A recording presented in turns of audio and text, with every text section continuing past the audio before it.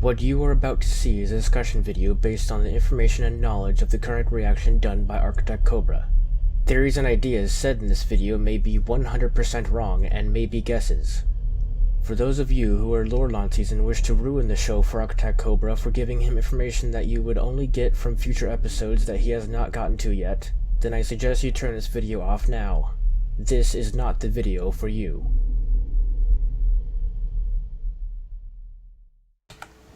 Welcome back, everybody, to episode 10 of Fairy Tale Discussions. Today, we are going to be talking about episode 185, 186, and 187. And joining me today, we have Justin, Relulululululu, and Tommy. Welcome, everybody. Hello. Hello. Hey! I wanted to wait till everyone said something. Excellent. So this video is going to be a little bit different. I'm not going to be talking about every little tiny thing that happened in all the episodes. I'm going to be talking about the stuff that interests me the most, the major things in the episode, the major plot points, and that kind of thing. It's something I wanted to try out. If it doesn't work out or it's too quick, then I'll probably go back to the normal kind of system I had before. But we do have a lot to talk about in this episode, so it should be fine. So shall we get started? I'm gonna skip around a little bit because I wanted to save a couple of the big things for last so we can talk about it more.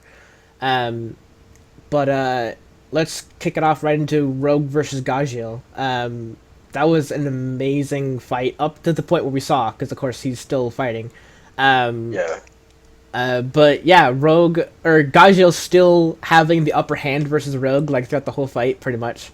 Was really it's still interesting. Even 1v1, Rogue can't match up with Gajeel, even though he wants to badly.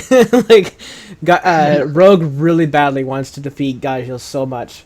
In the episode, we got to see a little bit about hear, I guess, a little bit about what he was going through, like, as 7 years ago, as looking up to Gajeel when he was in Phantom Lord.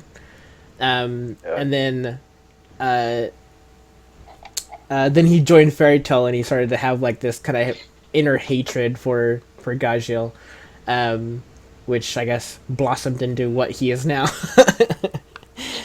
Wanting to defeat him for, I guess, just power, just to prove something to himself, if anything. Like, he couldn't understand like why Gajeel would like turn his back on Phantom and join Fairy Tale when it was Fairy Tale that disbanded Phantom Lord in the first place. Yeah. So he couldn't wrap his mind around that. But he wants friends. So I so want him to join Fairy Tale so badly. Him and Sting. Yeah. Rogue and Sting should definitely join Fairy Tale. That's the thing that needs to happen. So. Cobra, you just want Fairy Tale to have all of them Dragon Slayers, man. Let's not lie here. Yes. Basically. Even Cobra. At the very end, I want Cobra to join Fairy Tale. even if it's like at the very, very end of like the episode of Fairy Tale, like the very last episode of Fairy Tale. It's like when everything's starting to wrap up and they start closing everything and everything's starting to be gone. I want Cobra to join Fairy Tale just at the end credit scene or whatever like that. Like just something. Yeah, watch them break Cobra out of prison just for him to join Fairy Tale. Just cater to Cobra's last episode and just have a whole episode where all the Dragon Slayers fight each other and then just join the guild. Yeah. That would be a moment that would require what a twist. Oh, and Olga. I keep forgetting that Olga is Godslayer. I know him as the Lightning Godslayer, but for some reason every time I talk about Godslayers, I always forget that he's one. Like in my mind, I know he is, but I keep forgetting to mention him as Godslayer. Well, was that the first time that it was said? No, before he said Godslayer's Secret Arts or something like that, and then Laxus mentioned it, I think. Really? Laxus mentioned something about him being a lightning guy. When he I just when he try to think of Olga as the Black Power Ranger of Fairy Tale. Yeah, Laxus mentioned something when he first used his lightning abilities versus that Quattro Puppy guy.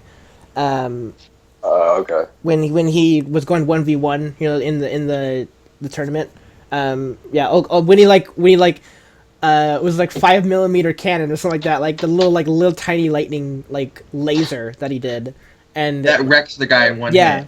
So he did that, and then Laxus says something, and we know it's like god slaying magic, because I think he said something like god slaying secret art or something like that. I swear that something happened like that. Interesting.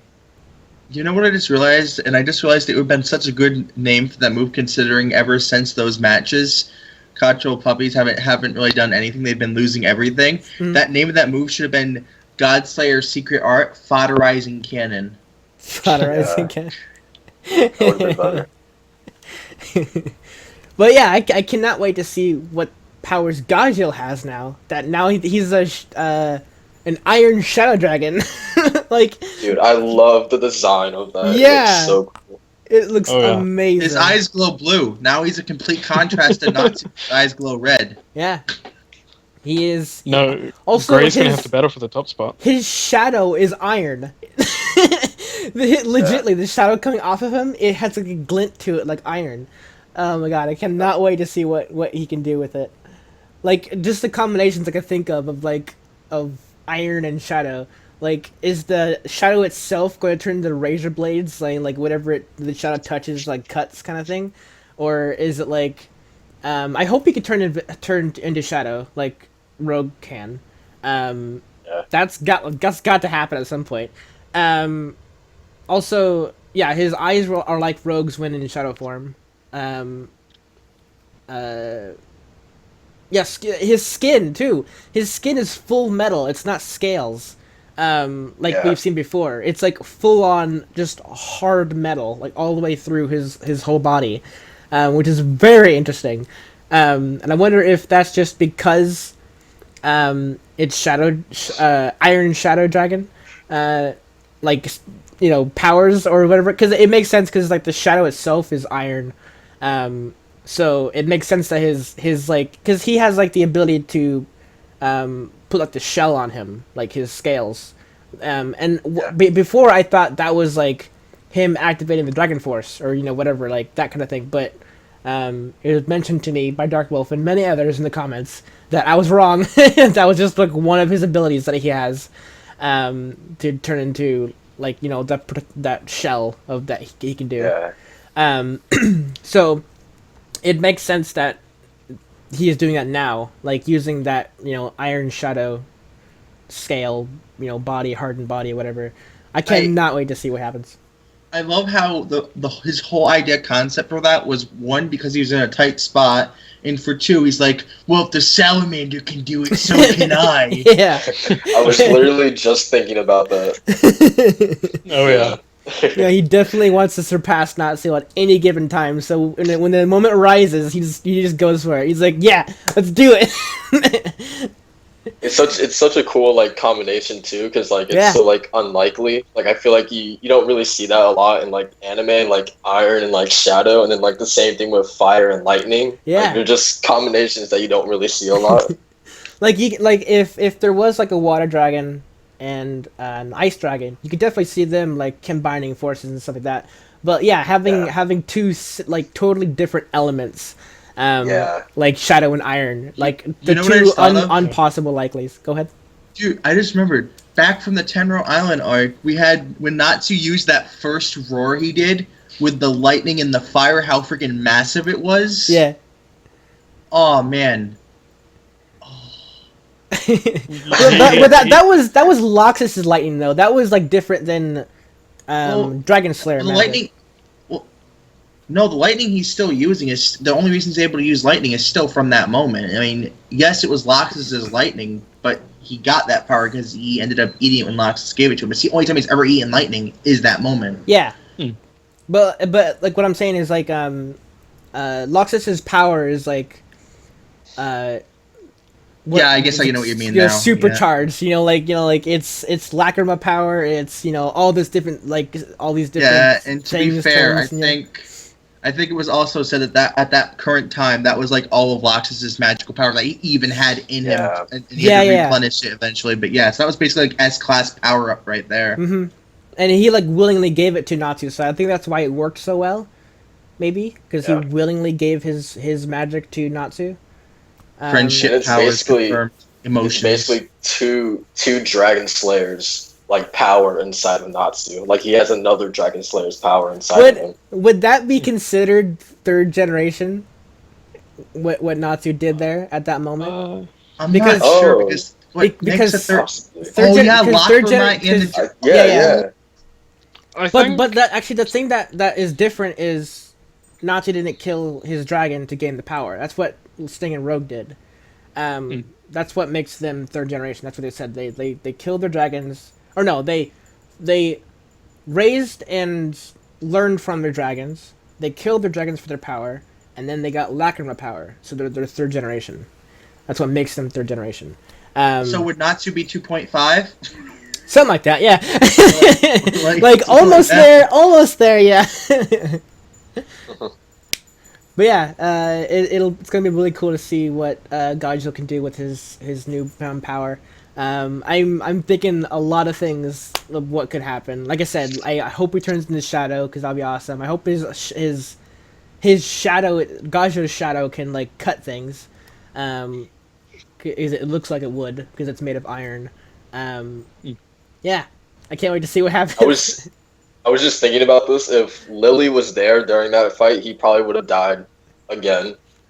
Just because, like, Levy looked so worried throughout that fight. Oh, yeah.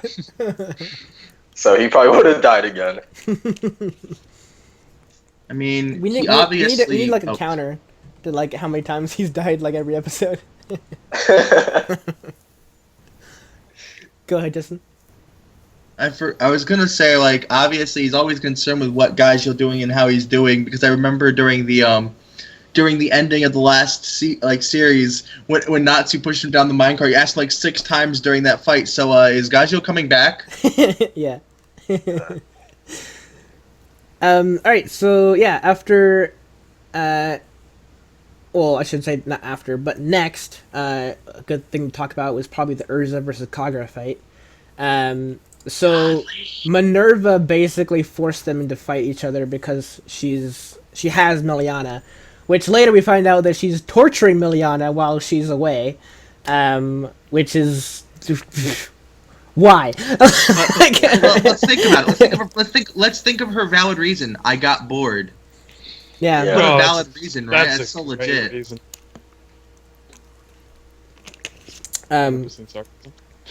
I was trying to think. Sorry. Yeah. So it was really strange to me that out of all of what Minerva's been doing, the higher ups, the announcers and the Pumpkin Man, all of them, they're not talking about Minerva's like ruthlessness throughout the entire thing. Like, it's not a problem. I don't know why. They're literally cutting them and like, I don't know if you heard stabbing them and everything. But I don't know if you heard it, but I believe when they showed that her take Miliana away and stuff, I believe that's what did true. Gajima say? He said, but then at the same time he condoned. It's like, well, I guess we'll have to look at it as a tactical strategy. It's like, wait, what? Wait, you're condoning this as a thing? The hostage thing, sure, I can see that as like being allowed, whatever. But literally torture and like cut and like left bleeding on the floor, like those were deep cuts. Yeah, it's like they were like scarred. A lot like, of blood. Cuts. A lot of blood on Erza's hand. And at that moment, and Cobra became enraged because Cobra's like, Erza, just murder her. Just kill her. Just.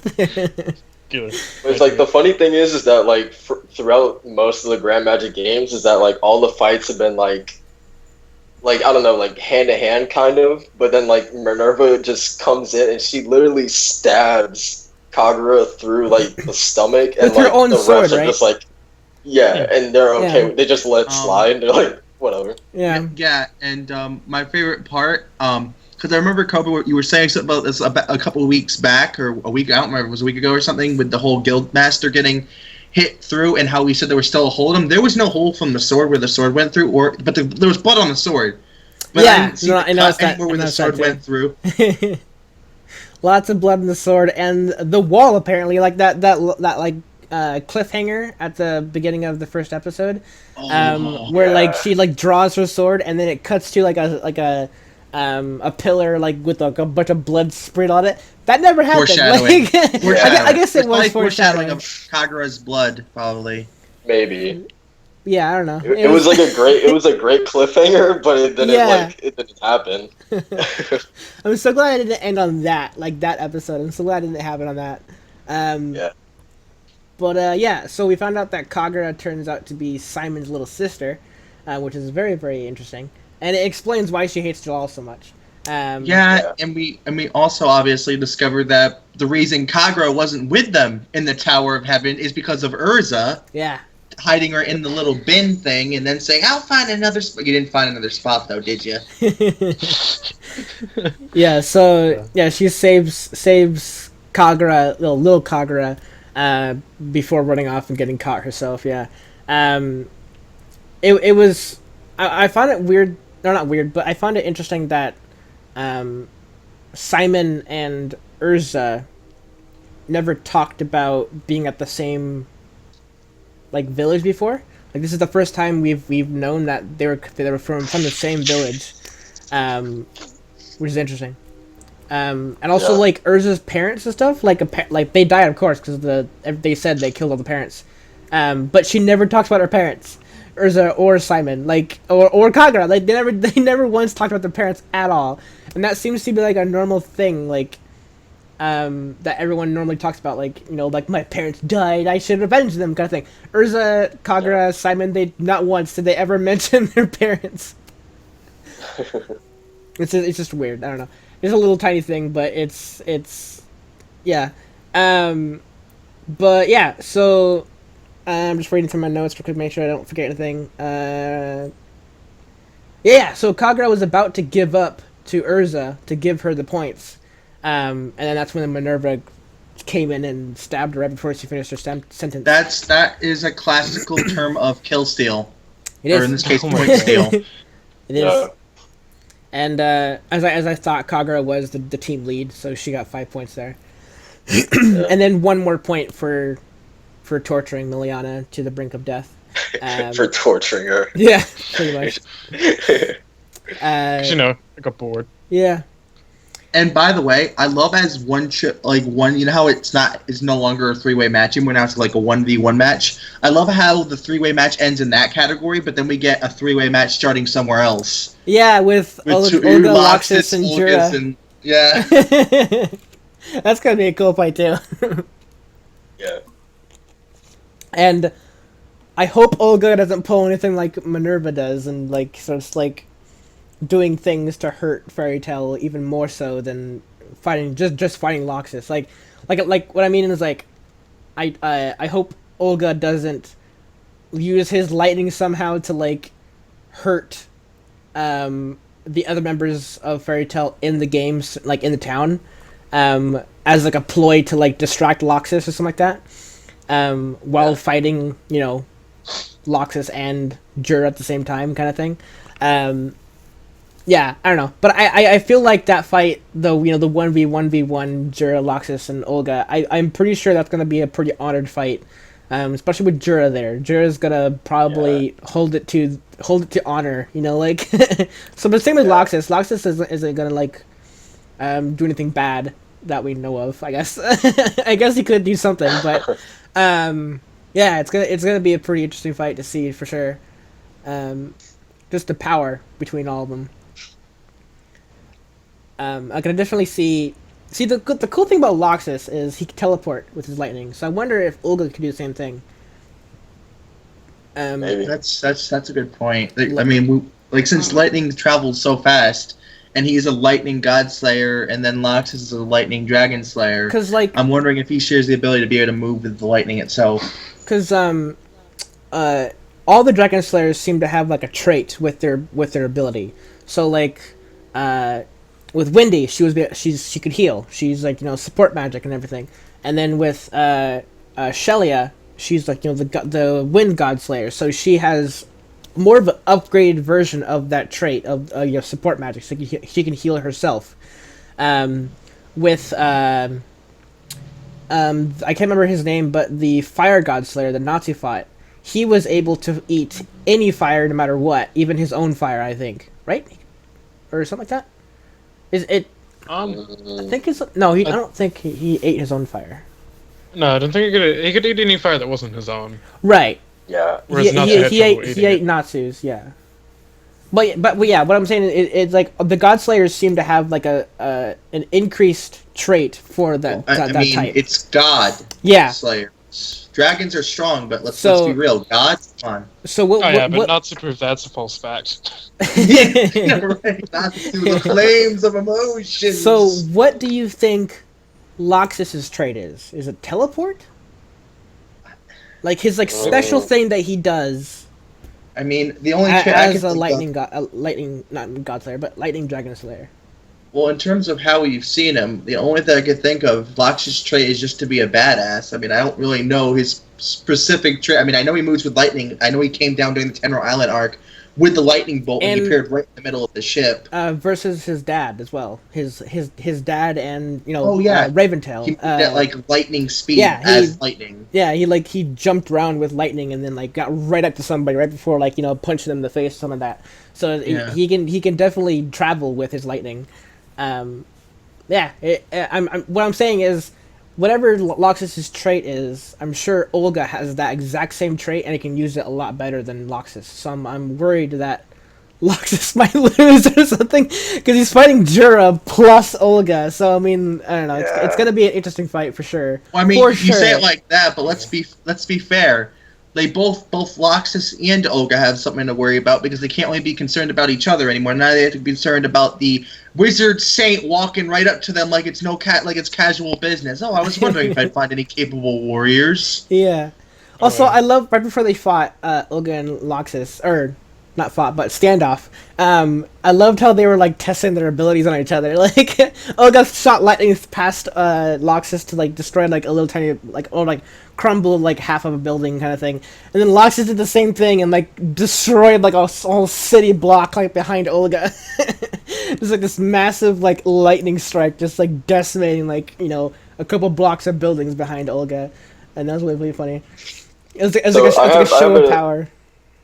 I have an interesting question about Jura. Do you guys what do you guys think his rank is among the 10 wizard saints that we've seen? Has it been said yet? How powerful he is on that scale?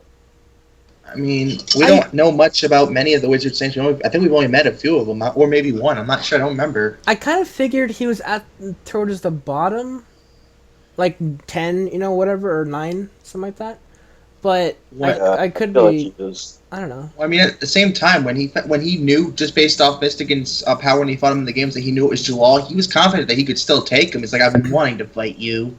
So Makarov is also Makarov and the Phantom Lord guy. They both both fought each other on par. So I mean, it's a very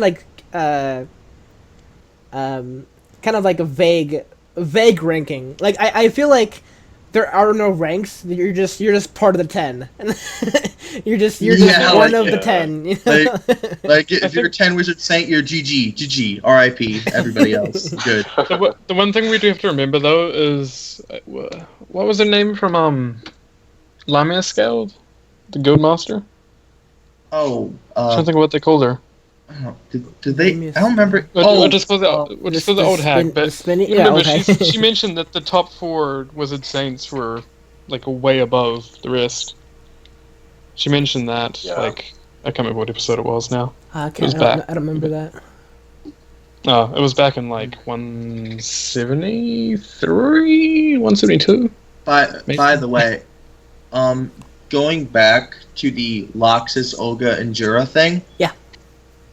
Before Jura gets there, I love Laxus's lines when Olga says, "I'm a lightning god slayer." Then Laxus is like, "Well, then you're gonna look pretty pathetic when you get beat by a fairy." Yeah, I love that too. Just trash talking him. That was really cool. So yeah, I guess we should move on since we're like already 25 minutes in. We only touched on 2 subjects, which were big subjects to be fair. But yeah, I found a really funny moment between the Erza and Kagura fight. With Mavis trying to recalculate her strategy in that fight. Like her face was all like, like she's like counting and like doing all this stuff in her head. It was really, really funny. Yeah, at the same time as she's doing that, she's like, "No matter how I read my numbers, this fight shouldn't be happening." That adorable really face, funny. though. Just, Yeah. I really liked the build up for Kagura when she was pulling out her sword from the sheath when she was unsealing it. She was the like build up to that shaking. moment. Yeah. Yeah, but it was really well done. Then she screams, and then half a kingdom is destroyed. Yeah. That nuke. Yeah, that was quite the blast. Also, she destroyed. Wait, that was before she drew her Yep. sword, but she destroyed Erza's shield armor or the thing Yeah. that like blocked Yeah. the Phantom Lord beams Cannon and everything. thing, Yeah. Yeah, so moral of the story is Kagura is pretty fucking strong. Yeah. And I just wanna. Oh, sorry. Go ahead. I was gonna say, I had a feeling watching the episode, when she drew her sword, that it seemed like she was more powerful with it sheathed, like just using the sheath sword. It didn't seem like she was all too much higher powerful than Erza with it drawn. Yeah, yeah. Like, of course, she did Yeah, that she massive was beating blast her. thing, but like, yeah, it definitely seems like sheathed is more dangerous. Like, it obviously. Like to me, she wanted to draw it out to kill the person that she wanted dead, Jalal. So it stands to reason maybe she's never had a lot of experience with her sword Yeah. drawn, just her sheath, I mean, Go ahead. oh, I was gonna say, or maybe what was I gonna say? Just based off the name of the sword is arch enemy. Yeah. Maybe she can only use it on people she chooses, like use it to its full potential on people she sees as her enemy. I mean, so it's kind of like fairy lore, but on a sword. yeah. That's what I was wondering. Well, because she said she'll only draw it. For When Jalal. she wants to strike down Jalal. Yeah. So I mean, it was like a promise to herself kind of thing. yeah. So she kind of did. She broke her own oath. Maybe it was weakened. Yeah, I'm not sure. And she was pretty emotional too, so maybe Yeah. that rocked Emotional. Yeah. That's a good word for it. Hey, when Kagura cried, I almost cried, so... Yeah, Yeah, me too, man. Me too. That's To a be big touching fair, moment, also, when she pulled out the sword and the big white beam of explosion happened across like a huge scale, I love how when the smoke cleared, Erza's just standing there with a single katana blocking this. Yeah. It's like, excuse me, it just leveled everything behind you. How would you not get included Also, in this? The last strike between Erza and Kagura, when they both jump at each other with their swords, did Erza have her super blade that she used in the Tower of Heaven arc? That blade that can cut through anything, kind of thing. Like the blade that you have to take off shed all armor in order to use it. Because she has she had the outfit. But I'm wondering if the sword is the same. If it's that same sword. I didn't pay attention. I'll get you the answer to that after because I don't Well, actually. when she used it in the Tenro Island fight, it had like a pink glow to it, didn't it? I think so. Also, I thought it had a little like streamer thing at the back of it as well. I'm probably have to look back at it, but yeah, it's interesting that that she didn't like. I don't know. It's like whenever she uses that blade, she obviously cuts through something, right? So like, we didn't see what she cut on Kagura, but like, her blade's fine. Kagura's blade's fine. I know one place where I noticed that the only damage I saw on Kagura was the fact that her chest part of her clothes was ripped, and some of her leggings were ripped. I didn't think and I saw little scratch marks on her face. I didn't really see much damage, to be honest. Interesting. I mean, I don't know. I mean, it might just be their way of saying, hey, her blade cut through her clothes, made a wound, but then it healed or something. But we gave you fan service at the same time, so be happy and rejoice. Yeah. So yeah, we should definitely move on. Only 3 minutes. So we had I just want to touch on this just like briefly, very briefly, because what the heck? The random dolphin rider guy. Like, why? Like that if was I'm not so mistaken, random. I think that's filler. I'm pretty sure that was filler. Is it? Just him showing up. I think so. Okay. Yeah, that was really strange. Sorry, that my favorite part is when he's like, we have such fortitude, and that's like, yeah, you may, but your buddy's passed out on top of you. And then that like classic like Team Rocket blasts off again, kind of like. Yeah. I like how everyone was telling him to get out of here, that they didn't need him there. They're like, no, we don't need you. By Natsu. The whole idea of him plowing over through his own men and then getting one-shotted by Natsu. So basically, not only did Natsu basically defeat all the guys because that other guy helped him unknown in a sense, trying to get to him, he also one-shotted the guy that did it. So it's like he just cleared a whole path for them.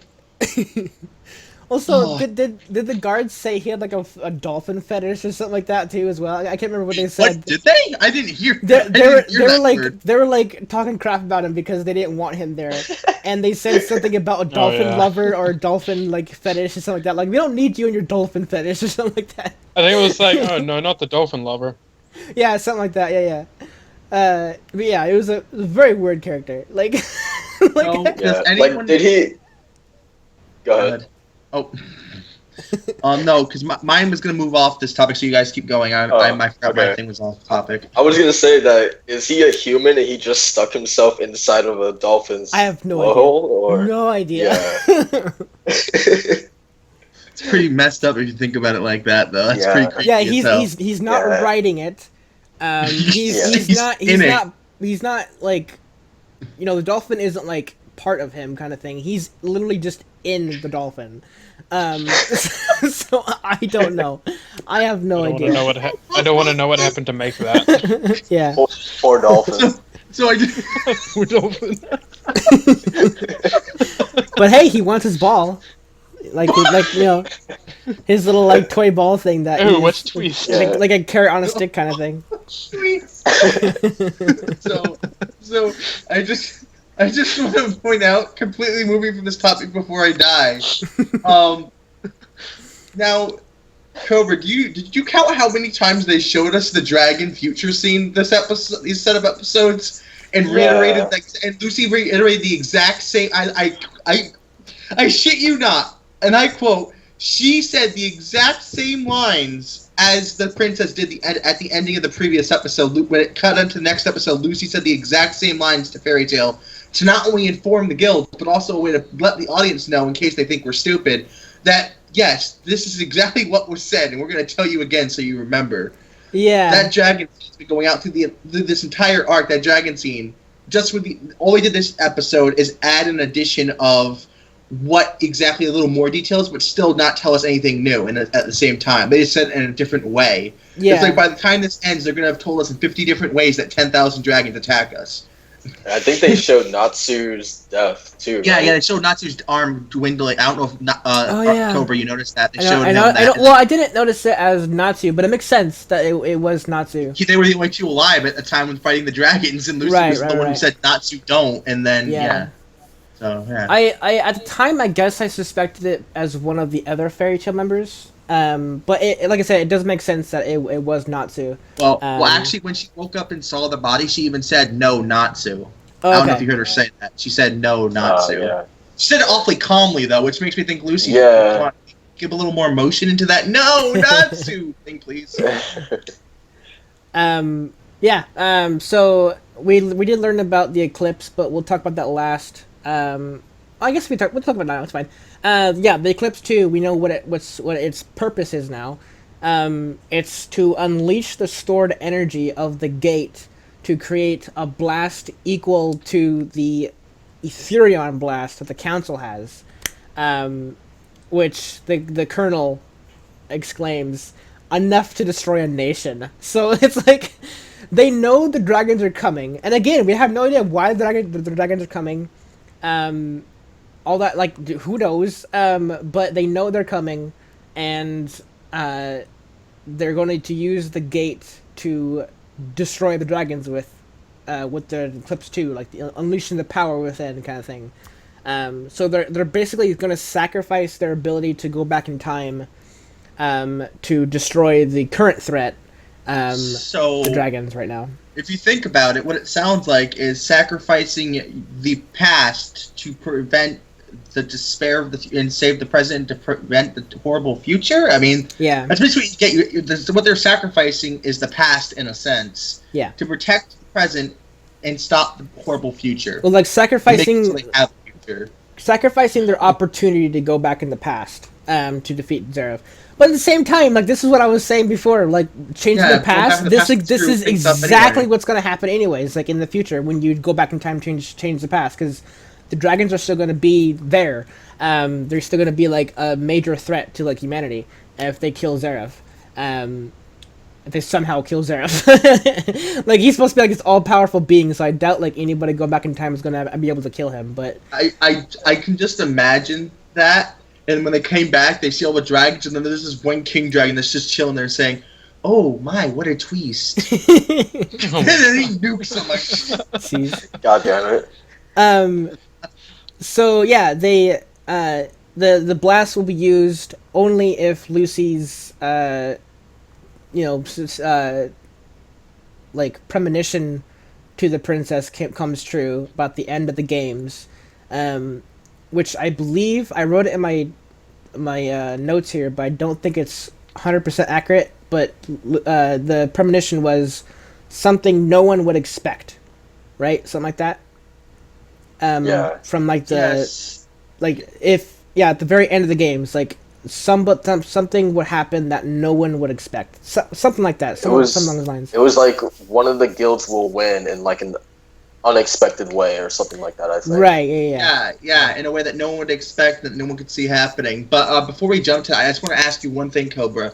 Were you finally happy that Carla realized that vision was not of her singing, but of her crying? My god. Yes. Yes. And she actually she didn't even tell. She never. Yeah, she didn't tell anyone, but Yeah. she figured it out for herself, which is a good step. Now with Carla, you need to move on. You need to tell the rest of the guild too. Like at this How point. long did it take her? At Yeah, this, the at ending this of last point, season, the ending of last series, when she first saw it. yeah.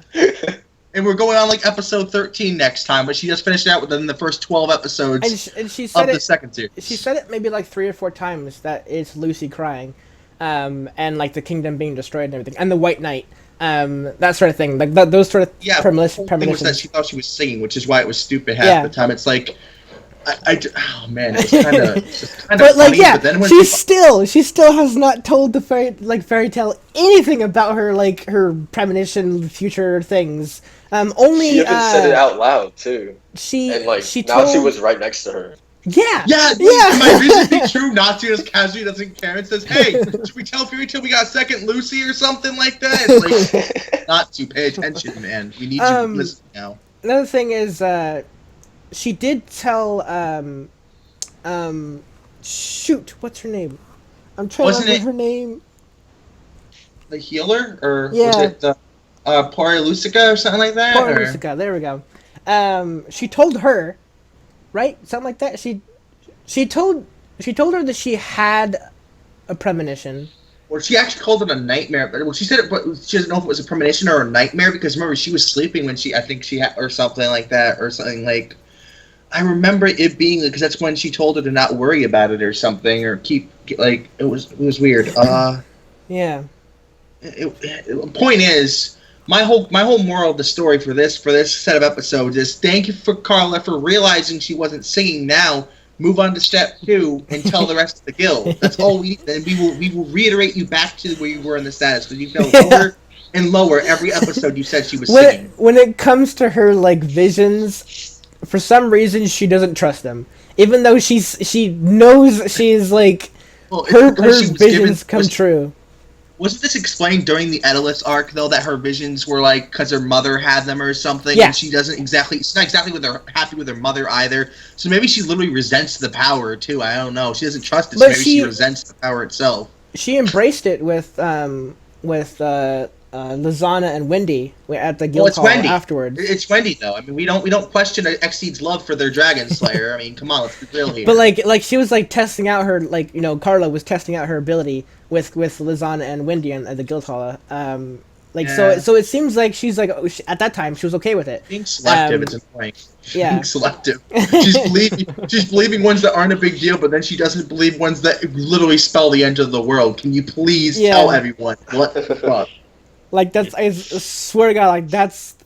I'm not saying it's a bad thing, but that's your purpose. Lily has his ability to transform and fight, with like a big sword and everything like that. Happy has its savagery. Happy has his speed. I think is his major and his stupidity. And his stupidity, yeah. And then Carla has her visions, and like that's like a big thing for Carla. Team X-Seed needs to be a thing. Team X-Seed needs to be the name of their little 3-man X-Seeds. the X-Seed squad. I will give Happy credit for bravery. Happy does get brave sometimes, yeah. But he does have like his kind of goofy side as well. Does anyone realize that the majority of this series, Happy's been used as a person to make sexual jokes? Has anyone realized that? And he's actually fish. Done it a couple times. Lots of fish. And fish too, yeah, I'm sorry. Anything stupid and sexual jokes he has been used for more this series than any of the beginning or middle of the series itself. Yeah, like small little hints and stuff like that, yeah. Yeah, that's true. So, let's move on to Future Lucy. Which I do have I have actually two possible theories about that. So we know that mystery person is Lucy. She's from the future. She used the Eclipse Gate to travel back in time, which she talked about, or the group talked about, like the gate holding so much power, but the gate only let her travel back like a couple days. Which one of my theories is it sends you back in time to the point that you're thinking of. So I said it in my discussion a little bit, but it's like. The gate's in front of you. You're thinking of a time frame in your mind, like last week kind of thing, and then you go through the portal and you end up last week, that kind of thing. Like if it's in your mind, like set in your mind, for her it's before the chaos, before everything went down. That's like her time frame. So the gate teleported her, before the chaos, before the calamity, before everything went to crap. So that way she can have the opportunity to change events. And luckily she remembers everything that happened. Because a lot of time travel stories and stuff like that, the main character who traveled back in time forgets events and kind of thing like that. So it's interesting that Lucy remembers.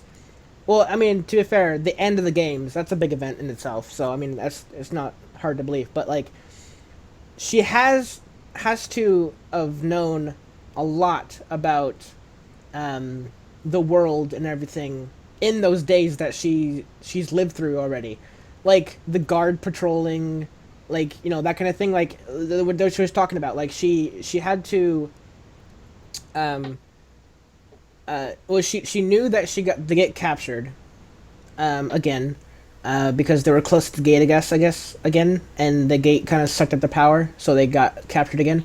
So future Lucy knows all of that, and that's sort of like all well and good and everything, but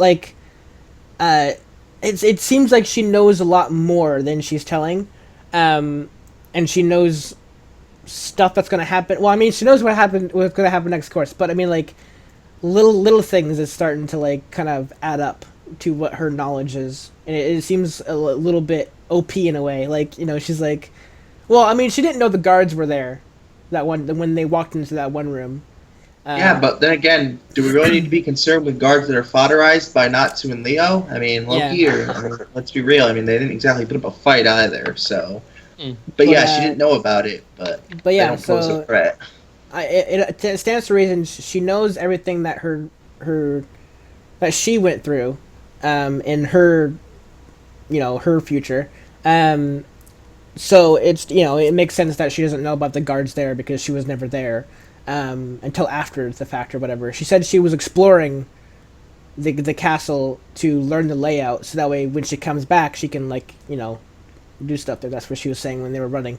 My second kind of off theory is it's a different dimension entirely, like an alternate reality. And nothing that she's like future telling is gonna come true. Like she's like telling. Are you basing? Sorry, God. Sorry, go ahead. I'm sorry, I jumped ahead. She's telling everybody all these calamity things, like all these dangerous things that's gonna happen, and of course she knows certain events that happen because. If you know the alternate reality kind of theory, in itself, alternate realities share very similarities to two dimensions. So their worlds may be almost exact, except for the moment that dragons appear, and then it splits. That kind of thing. So are you basing this off the fact where what was it? Jalal said that you don't know if what she's saying or what her being herself is a fabrication. Yeah. Exactly. Yeah, Jalal and the Colonel both said the same thing. Because the Colonel was saying how he doesn't understand why she's lying to her friends and how she could have been here on the 4th when she was actually here earlier. Like how she came here later or earlier and why she's lying about coming here on the 4th and stuff. Yeah. So it raises a lot of questions. Yeah, so that's sort of my second theory. It's like an alternate reality kind of thing. Like nothing that she's seen is going to happen. But again, like I said, stuff may very well be similar. Like the end result that she prophesized, that could genuinely still come true. But the dragon thing might not come true at all. It might just be her thing, and she might realize that the moment something changes or alters. That kind of thing. I don't know. Also, the fact that this is like a third theory that I'm just now coming up with. Her being there, just legitly being there, changing events, could change, the future and it not be as bad. There's always a lot of that in time travel, but you doing one little thing could change the course of history itself. And if you think about it, it just dawned on me because I'm actually thinking about this. We're talking about the time travel theory and how time travel works and stuff. Yeah. You know how Mavis kept saying how no matter how she runs numbers, this fight shouldn't be happening? What if literally Lucy being there is altering everything that was supposed to be meant to set? It's like a like the butterfly effect, like Lucy just being there, ripple effects across everything. Because if you think about it, bumps into Mest, and that goes all to hell. Like that's the moment. That's the moment right there. And if you think about it, Lucy also, if she wasn't captured or anything, well, I mean that was for a different reason. But everything ties together, and Natsu wasn't on, maybe in her time thing. Natsu was still on the team, so there was no need for anyone to fill in his spot. And Natsu wasn't in the Palace of Perdition and all. Everything adds up to really getting fucked up in a sense. Just by one event changes everything. So that could be Mavis's problem with her statistics too. Yeah, I'm trying to remember if because the point that I stick to is Jalal bumping into Mest. That's the event that changed a ton of crap. Happened if he wouldn't have chased the Lucy in the cloak, essentially. Yeah. Because that's who he was chasing when he bumped into Mest. Exactly. Yes. So that moment was the turning point for everything. So I'm wondering if that her going back changed the events of like you're saying, Natsu leaving the main group and going after Lucy, because we know that Natsu pushed Jalal down the mine shaft, and then he saw the cave. They went down there, and they saw the dragon. Did you say Jalal down the mine shaft? Sorry, Gajeel. Gajeel down the mine shaft. I apologize. I apologize. Gajeel down the mine shaft. They went down the caves. They saw the dragons, and then that's when the Colonel and Yukino showed up, and then they brought the team to the gate. And then, everything transpired there. So I don't think that is going to change from what we're talking about with Lucy. Actually, no. Wait. If you think about it, this just dawned on me too. Okay. We don't know exactly. We know that the princess was informed by the future visitor too of the future, and that's why the whole Eclipse idea came into play. Which means the Celestial Wizards wouldn't have been needed if the Eclipse project wasn't going to be a thing. Which means they wouldn't have needed to capture Lucy. Which means Natsu wouldn't have had to need to lead the team to go save Lucy. Which means actually they do tie in pretty well. That is true. Yeah. Well, actually, no, because seems like remember, the princess told was telling us that she didn't. I don't think she actually let Arcadius know everything right away. I don't think she told him about. She didn't get a chance to tell him about the Eclipse 2. But I thought the whole purpose of the Eclipse project was to go back in time. So, like, even if Lucy didn't show up, they were still going to build the project. That's Yeah. That's I mean, true, like they have been building power up for a couple years now. So the project itself that's like a fixed event in a sense. Yeah, it's okay. Forget my whole thing. The princess said that Lucy told her that it can be used in another way. Like the gate can be used in another way. So maybe that moment is what maybe push the project even further. Maybe it was already in progression, but maybe they want because they knew that there's two there's a lot of things. We're just you came here with two theories and we're getting more and more thrown into this. It's kind of gonna branch off into a clusterfuck probably. I'm trying to keep up. Yeah, so I'm sure a lot of people in the comments are like what's happening? They're like they can't keep up at all. But if you're really into time travel theory and all that stuff, I'm sure you can kind of see where we're going with this. But that one point with the Colonel when he was talking about if the future Lucy is telling the truth or not, he mentioned, or we had a flashback of the princess telling the Colonel all about the Traveler, So I wonder how far back that was, because if that was before the game started, or wait, when did the game start again? What date? What date? Well, we know the game's supposed to go for 5 days, and oh, God. When? July 1st, maybe, or because then the calamities are supposed to start on the 7th.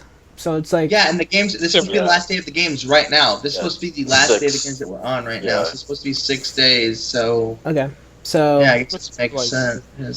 So the first like that, and Lucy arrived on the 4th. So and the first couple of days, the Colonel was talking about capturing Lucy and everything. So I don't know. I guess this all could very well tie together. Yeah. Everything, all this, this whole, even that's the thing I kept saying. When I was watching the reactions and stuff, the whole thing about us always making jokes about how Mavis makes that adorable face when she messes up the statistics, but there's a lot of things that even the slightest things can be thrown off when someone comes back from a different time. Yeah, and obviously Mavis never calculated that as a thing, but different pawns being in different places alters the way things will go in a sense. So yeah. And Mavis only like I said, Mavis never saw Kagura seeing Jalal. Oh, Jalal, and Jalal was seen because he bumped into Mest and was stopped because man. So a lot is changed by Lucy coming back from the future. So, like I'm saying, I'm thinking all of that could change the future to the point where dragons won't show up, or something changed in the fabric of the universe. I mean, heck, it even changed where the guards were stationed. She said in her thing that they were caught down in the dungeon near the Eclipse and stuff. Here, the guards were stationed in the hallway near the dining hall, in a sense, in that grand hallway of the castle. Yeah. So, I mean, a lot of things are being moved. Also, that could just be future Lucy knows where not to go, kind of stuff, but she said she didn't know about the guards, so obviously they were moved in a sense. from where she Or remembers. she didn't them know about being. that. Or she didn't know group, about yeah. it back then, yeah. So regardless, there's so many possibilities. Yeah. And the other thing that's kind of interesting is that's why time travel is a really interesting subject for animes to go down, because they can take so many different routes with that theory of time. And if all of this is true, then good on the writers. Good lord. Well, I mean, it seems to be like pointing in that direction because Lucy came back. It's changing, everything. And I hope that's like a thing that the writers knew about, and predicted and whatever. Because it all makes sense. It makes perfect sense that it's all Future Lucy's fault that Jalal got caught, and Kagura knew about Jalal, and the new gate being, well, I mean it's not really Lucy's fault that they got a new gate, but yeah. I mean, yeah, and like I said, if you think about it, Mavis is still caught that thing that she's caught up on. She's still caught up on that one mistake she made with Kagura and everything. But Yeah. that's the only mistake she's made throughout every other match in the games that we've seen so far. Exactly. She's been calculating everyone else, but that's the one match she was wrong about, and that's the one match that had ties to someone running into someone they shouldn't have and starting a huge problem. Yep. Oh yeah. Yeah. So that's pretty much all I got. That filled out 60 minutes worth. So yeah, I think so far I like this new system where I'm not, because before I wrote down every single little thing that happened in the episodes, and sometimes I skipped a couple things I didn't skip, but I overlooked certain things so I didn't put in the list, that kind of thing. But this way I can talk about my theories and talk about it with you guys, and you guys can pitch in with your theories and everything. I full on believe that the alternate reality, that kind of stuff, I'm sure it's not going to happen, but the dragons are going to attack probably because they've been hyping it up so much. But I mean, at least we figured out the whole thing, because it seems like I wasn't sure if you'd already thought about that or not, so I figured I'd throw that in because I was actually curious. Every time I see this, I'm like that whole Mavis thing. It's like she keeps talking about how she was wrong, Yeah. and if she's such a always right on everything else, there had to be something that was leading this. So Yeah. So Yeah. that's just a theory. Like I said, theories can always be broken and wrong and 100%, but they can hold some truth in some sense. Yeah, how are you feeling about your Jade Dragon theory at this I point? don't know. We haven't got too much more info on the princess, so Yeah. I think all we've got is her telling the current Yeah. other guy about what's going to happen in the future, which still doesn't confirm nor deny anything. So 'Cause Wait, I- it showed her using the keys too this episode, right? Like all 12 True. keys. yeah, I did actually. Yeah. they're all hovering Oh. in the sky and everything. Yeah. It's gonna end up being a bunch of mega theories of going off in here. Because what I find interesting is they emphasize that the Colonel has a jade emblem and that he got it from the princess. Why would they say jade if I don't know why, so... but they.